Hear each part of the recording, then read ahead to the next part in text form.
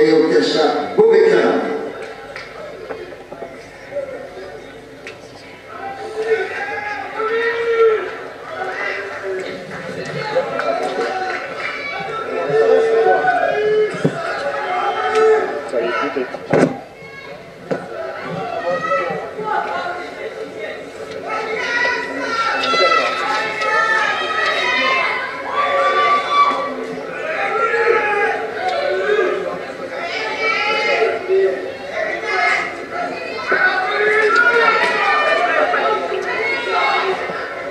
Super Welter. C'est un combat de Super Welter ce soir. Alors là, nous passons dans une autre catégorie qui sont les néo-pros.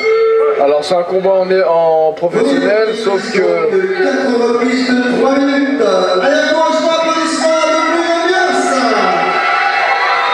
Donc comme je disais, le principe c'est de pouvoir boxer dans les...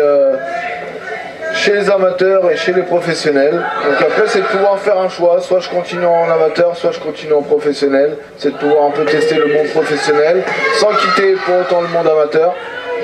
Donc c'est une bonne formule qui permet une bonne transition et d'avoir au moins un pied chez les pros et puis de pouvoir reprendre son pied si ça va pas, si ça se passe pas correctement. Si on se sent pas encore prêt, on peut rester chez les amateurs. Donc c'est une très bonne formule. Là maintenant ils n'ont plus de t-shirt, plus de casque, on a changé les gants, on a changé les bandages.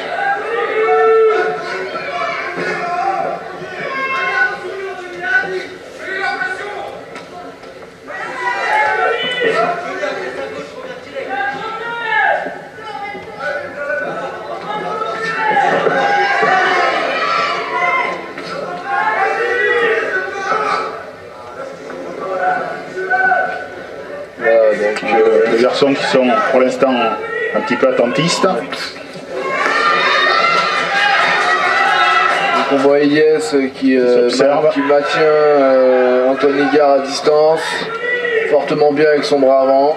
Voilà, il gère bien en piston, des jabs secs.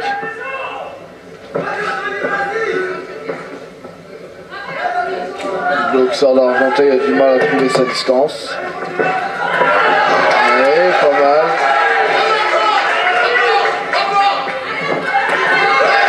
Oui, il percute.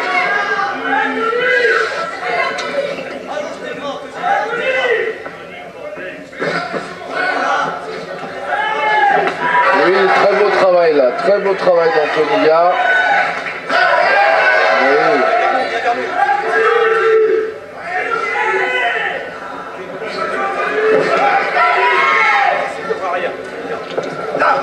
Et attention sur les attaques de Liès, ça sont pas mal non plus.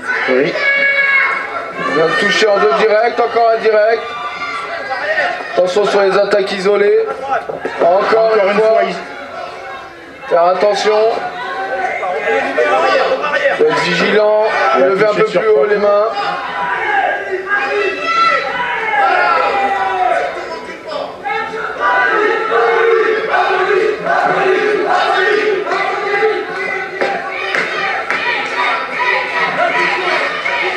Et bientôt la fin de ce premier round.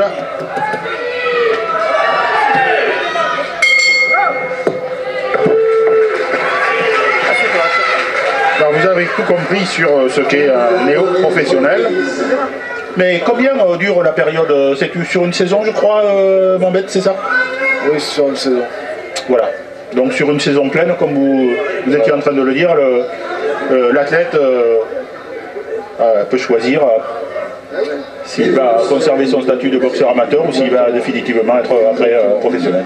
Exactement, et c'est un avantage primordial pour les amateurs qui à l'époque n'avaient pas le choix. S'ils passaient professionnel, derrière, s'ils trouvaient il n'y avait plus de retour possible. Il n'y avait plus de retour possible. Donc il y a pas mal de gens qui l'ont un peu regretté, justement comme le disait notre ami le boxeur Diane Abdoulaye, qui disait que justement chez les professionnels il n'y avait pas accès d'organisation et de combat, donc c'était un choix assez judicieux à faire de passer ou pas.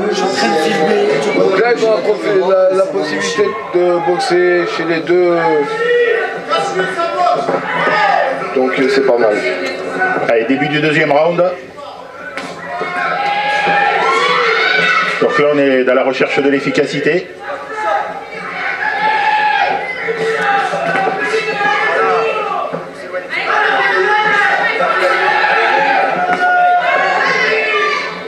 Et sur ce qu'on a vu du premier round, eh bien,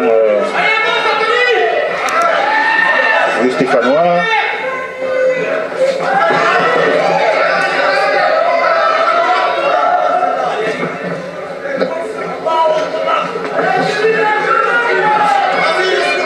le Stéphanois et l'Argentelier se sont montrés prudents, chacun a touché sur quelques touches. Oui, donc on a vraiment pris un gros avantage. Ça c'est bien de travailler en direct comme ça. Voilà, On demande d'attaquer un peu plus maintenant Anthony Gard. Et attention sur les sorties. Attention à la réplique adverse.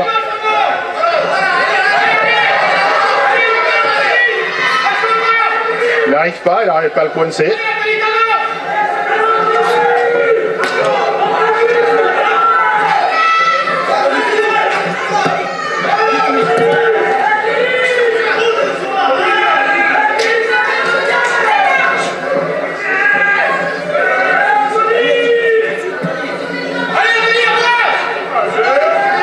Voilà, donc on voit Anthony Gard qui n'arrive pas spécialement à cadrer son adversaire, à trouver la bonne distance. L'adversaire non plus, Ilyes Chaïb ne tient pas une grosse cadence, mais il travaille quand même avec son bras avant.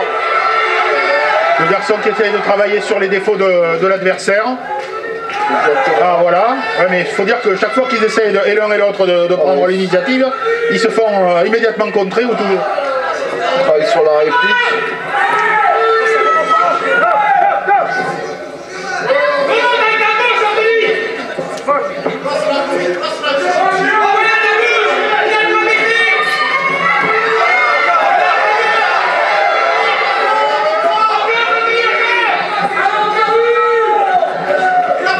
Oui, belle droite. Belle droite précédée d'un doublé du bras. Pardon, belle gauche. Qui arrive au menton.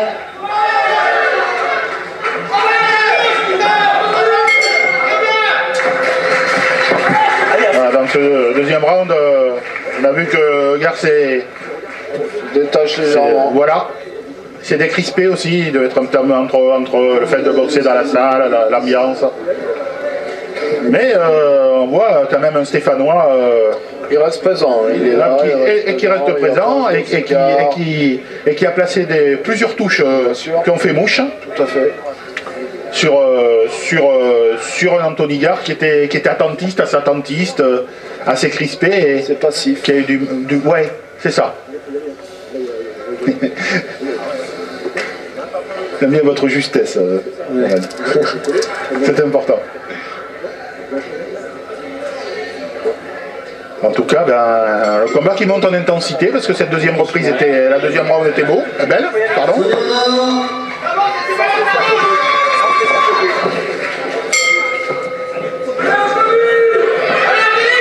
Et le début du troisième round maintenant, avec un Anthony Gard plus présent maintenant.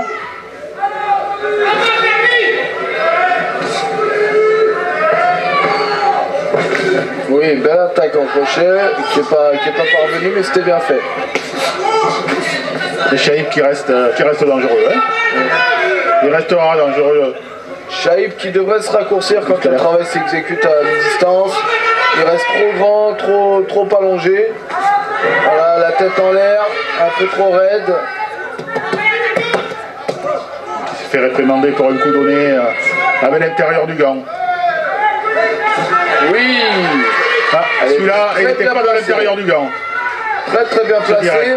Manque de conviction, hein. Manque de conviction sur le direct.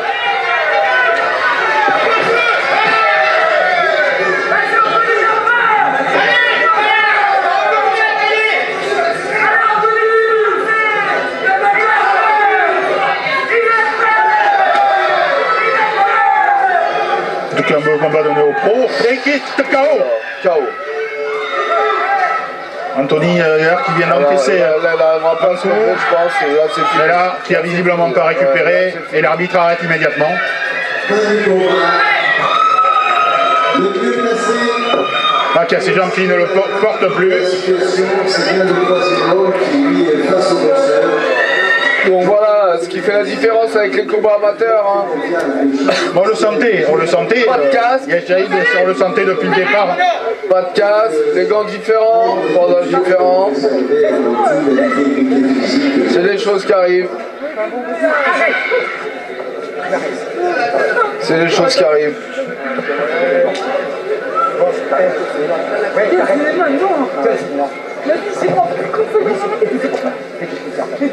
La déception dans le camp d'Anthony Gard, c'est normal. L'incompréhension surtout. Mais très beau travail de Ilyes Chaïb qui a été mise en danger, qui l'a mise en danger. Hein. C'était vraiment sur un fil des deux côtés. Hein. Oui, parce que déjà au premier round, le Stéphanois s'était montré dangereux à 2 à 3 il s'est fait toucher à son tour, il a su se remobiliser. Mais comme vous le disiez, jusqu'à maintenant, il semblait ne pas prendre sa chance. Exactement, manque de conviction. Et là, il l'a prise. Ah ben là, on a vu. Donc c'est ce qui fait la différence. Hein. D'ailleurs, on l'a vu sur un coup sans conviction. Anthony n'a pas spécialement bougé, mais là, il l'a donné avec l'appui qu'il faut, le transfert de poids qu'il faut. Ça a fait mouche. Donc Anthony Gard ne doit pas s'en vouloir. C'est des choses qui arrivent.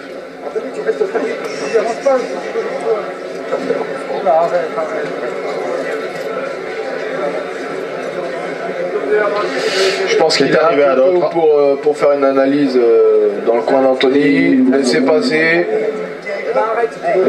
même 2-3 jours avant de pouvoir commencer à se poser des réelles questions, de savoir ce qui a fonctionné, ce qui n'a pas fonctionné.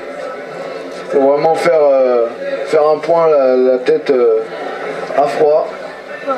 Alors avant que le combat se termine et que les Pom-Pom Girls clôturent cette soirée, je voudrais remercier tous les garçons de Lorendi TV qui ont fait un super boulot comme d'habitude.